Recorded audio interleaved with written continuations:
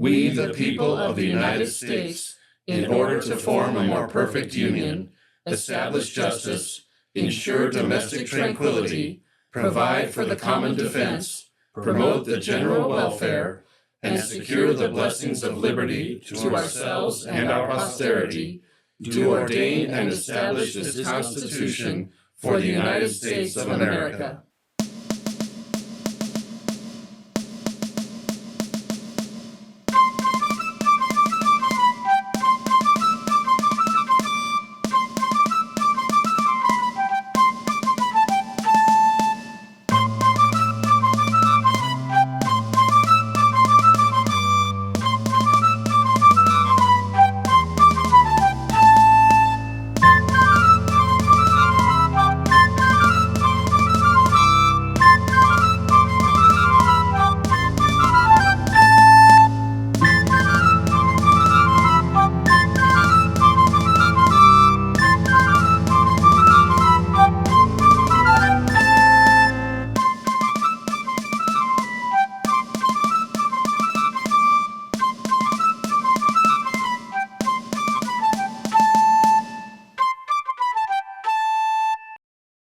In May of 1787, delegates from several states gathered at Independence Hall in Philadelphia for a convention to discuss how to solve the problems the United States were experiencing under the Articles of Confederation.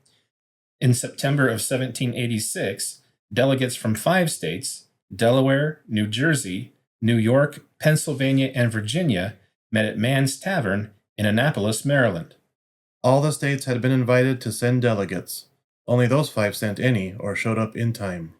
Initially meeting to discuss trade issues, they all agreed that more subjects needed to be discussed and recommended to the National Congress the Philadelphia Convention in May.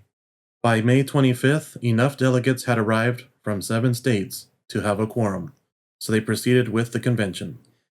George Washington was elected president of the convention, and the decision was made to keep the proceedings secret.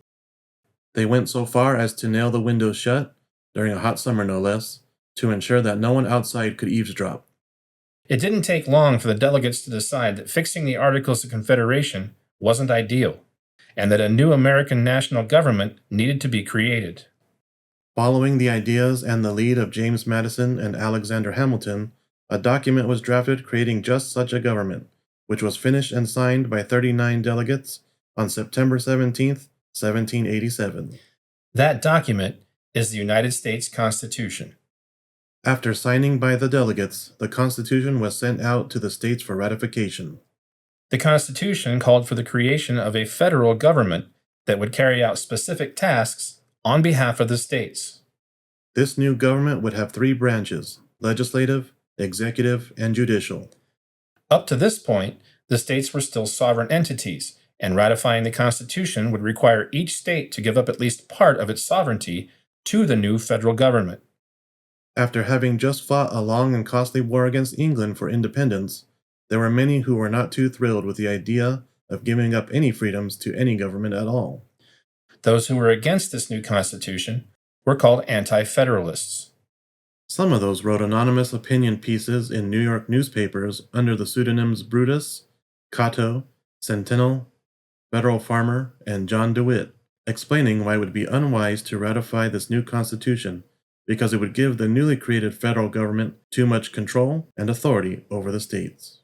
These opinion pieces collectively came to be known as the Anti-Federalist Papers.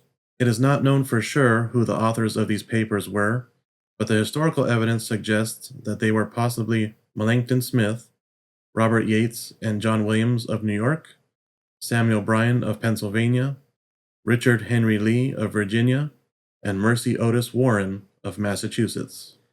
Some other prominent Anti-Federalists were George Mason, Patrick Henry, and James Monroe of Virginia, and Samuel Adams of Massachusetts.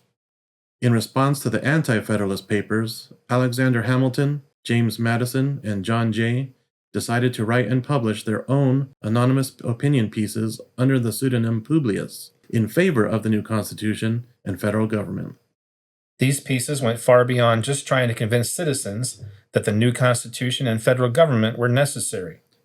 They also went into intricate detail, much more than the document itself, in describing how the new government would function and what the Constitution says and means.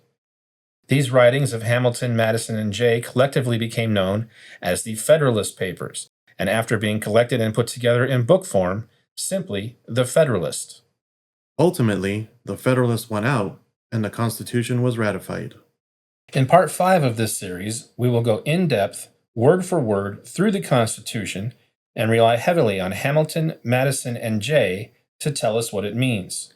We encourage you to acquire copies of these documents, the Constitution, Federalist Papers, and Anti-Federalist Papers, for this study and read along with us.